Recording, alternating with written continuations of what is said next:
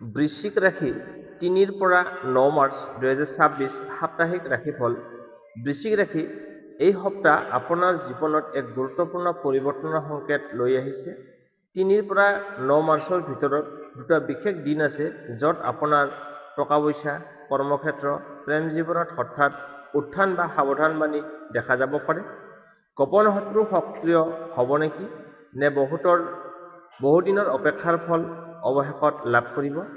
এই সাপ্তাহিক ৰাশিফলত মই দিন অনুসাৰে স্পষ্টকৈ জনাম কোন দিনটো আপোনাৰ বাবে ভাগ্য উদয় আৰু কোন দিন সাৱধান থাকিব লাগিব। ভিডিঅ'টো শেষলৈকে চাই থাকক, কাৰণ শেষত থাকিব এটা বিশেষ উপায় যি আপোনাৰ সপ্তাহটোৰ শুভ দিন কৰি তুলিব। ভিডিঅ'টো সম্পূৰ্ণ শেষলৈকে চাই থাকিব। আহক তেন্তে আৰম্ভ কৰোঁ। প্ৰথমতে আহিছোঁ আপোনাৰ টকা পইচাৰ ক্ষেত্ৰ। এই সপ্তাহটো আপোনাৰ টকা পইচাৰ ক্ষেত্ৰত কেনেকৈ থাকিব? বৃশ্চিক ৰাশিৰ জাতক জাতিসকলৰ বাবে এই সপ্তাহটো আৰ্থিক দিশত মধ্যমীয়া ফল দৰ্শাইছে। আৰম্ভণিতে অলপ চাপ থাকিব পাৰে, কিন্তু সপ্তাহটোৰ মাজভাগত পৰিস্থিতি লাহে লাহে উন্নত হ'ব। ৩ আৰু ৪ এই দুদিনত আপোনাৰ অপ্ৰত্যাশিতভাৱে খৰচ আহিব পাৰে, খৰচ বৃদ্ধি হ'ব। ঘৰুৱা কাম, চিকিৎসা বা জৰুৰী প্ৰয়োজনত টকা খৰচ হ'ব পাৰে। এই সময়ত নতুন ইনভেষ্ট বা ঋণ লোৱাৰ সিদ্ধান্ত নল'ব। বাজেট নিয়ন্ত্ৰণ কৰাটো অত্যন্ত প্ৰয়োজন হ'ব।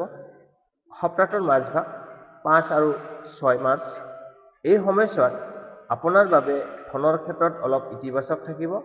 পুৰণি ধাৰ টকা উভতাই পোৱাৰ সম্ভাৱনা আছে। ব্যৱসায়ত সৰু সুৰা লাভ হ'ব। ফ্ৰীলান্স বা পাৰ্ট টাইম কামৰ বাবে সুযোগ আহিব পাৰে। যদি আপুনি চাকৰি কৰে তেন্তে কৰ্মক্ষেত্ৰত আপোনাৰ কামৰ প্ৰশংসা হ'ব পাৰে, যাৰ ফলত ভৱিষ্যতে আৰ্থিক লাভৰ দুৱাৰ মুকলি হ'ব পাৰে। ৭ মাৰ্চ আপুনি সাৱধান থাকিব লাগিব।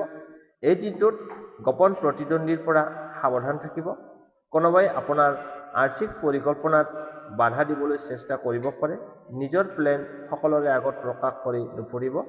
অনলাইন লেনদেনত বিশেষ সাৱধানতা ৰাখিব। সপ্তাহটোৰ শেষ ভাগ ৮ আৰু ৯ মাৰ্চ এই সময়ত আৰ্থিক স্থিতি কিছু স্থিৰ হ'ব। নতুন ইনকামৰ উৎসৰ চিন্তা কৰিব পাৰে। সৰু ইনভেষ্টৰ পৰিকল্পনা আৰম্ভ কৰিব পাৰে, কিন্তু তৎক্ষণাত কোনো সিদ্ধান্ত নল'ব। পৰিয়ালৰ পৰা আৰ্থিক সহায় পোৱাৰ সম্ভাৱনা আছে। বিশেষ আৰ্থিক পৰামৰ্শ এই সপ্তাহত বেছি ৰিস্ক নল'ব। বন্ধুবৰ্গৰ লগত টকাৰ লেনদেন কম কৰক। ছেভিং কৰাটো অতি গুৰুত্বপূৰ্ণ হ'ব। ৫ বা ৬ মাৰ্চত ধন লাভৰ বেছি সম্ভাৱনা আছে। শুভ সংকেত, শুভ ৰং হৈছে ৰঙা আৰু খয়েৰী। শুভ সংখ্যা হৈছে ৯। শুভ দিন হৈছে বৃহস্পতিবাৰ। সপ্তাহটোৰ ভিতৰত বৃহস্পতিবাৰৰ দিনটো আপোনাৰ বাবে আটাইতকৈ শুভ। আৰ্থিক উপায়, মঙলবাৰে হনুমান চালিচা পাঠ কৰক।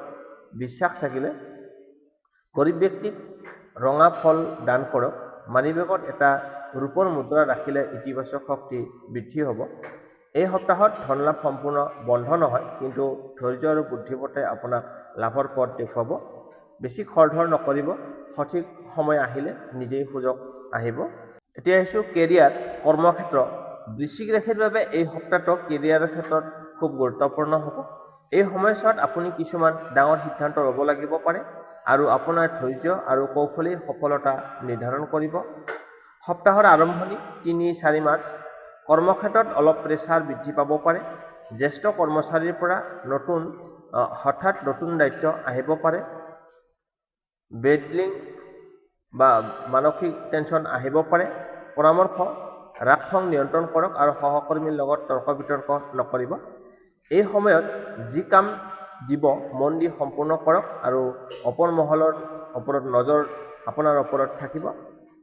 সপ্তাহটোৰ মাজভাগ ৫ আৰু ৬ মাৰ্চ এই সময়ত আপোনাৰ বাবে শক্তিশালী হ'ব। আপোনাৰ কামৰ প্ৰশংসা পাব পাৰে। প্ৰমোশ্যন বা ইনচেণ্টিভৰ আলোচনা আৰম্ভ হ'ব পাৰে।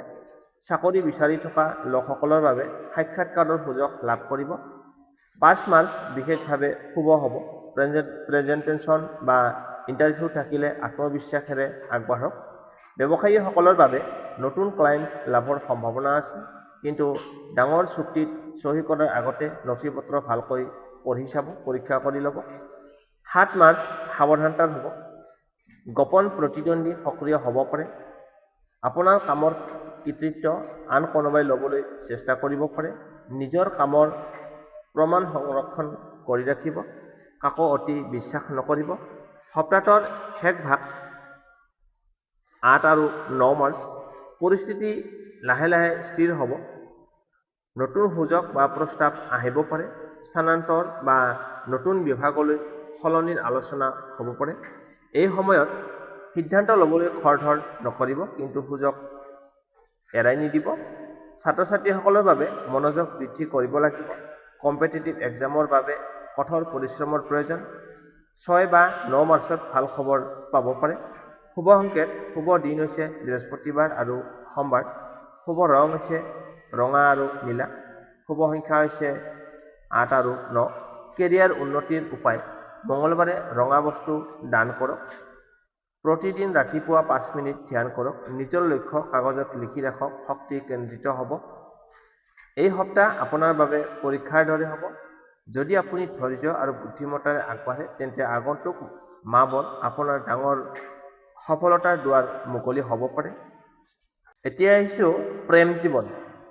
3 পৰা 9 মাৰ্চ 2026 বৃশ্চিক ৰাশিৰ বাবে এই সপ্তাহটো প্ৰেম আৰু আৱেগৰ দিশে গভীৰ আৰু সংবেদনশীল হ'ব। আপুনি স্বভাৱতে গভীৰভাৱে ভালপোৱা ব্যক্তি, কিন্তু এই সপ্তাহত অলপ ভুল বুজাবুজি বা সন্দেহে সমস্যাৰ সৃষ্টি কৰিব পাৰে। সপ্তাহৰ আৰম্ভণি 3-4 মাৰ্চ সংগীৰ লগত কথাই ভুল বুজাবুজি হ'ব পাৰে। সৰু বিষয়ক ডাঙৰ হৈ উঠিব পাৰে। সন্দেহ বা অসন্তোষ বৃদ্ধি পাব পাৰে। পৰামৰ্শ: ৰাগেৰে সিদ্ধান্ত নল'ব। শান্তভাৱে কথা পাতক। ফোন বা মেছেজৰ ভুল বুজাবুজি এৰাই চলক। সপ্তাহটোৰ মাজভাগ 5 আৰু 6 মাৰ্চ এই সময়ত প্ৰেম জীৱনৰ বাবে ইতিবাচক হ'ব। 5 মাৰ্চ ৰোমান্টিক শক্তিশালী দিন। অবিবাহিতসকলৰ বাবে নতুন চিনাকি ব্যক্তিৰ সম্ভাৱনা আছে। পুৰণি প্ৰেম পুনৰ যোগাযোগ কৰিব পাৰে। যদি আপুনি নিজৰ অনুভৱ প্ৰকাশ কৰিব বিচাৰে, এই সময় আপোনাৰ বাবে উপযুক্ত হ'ব। বিবাহিতসকলৰ বাবে একেলগে সময় কটোৱাৰ খুব প্ৰয়োজন। 7 মাৰ্চ সাৱধানতাৰ দিন।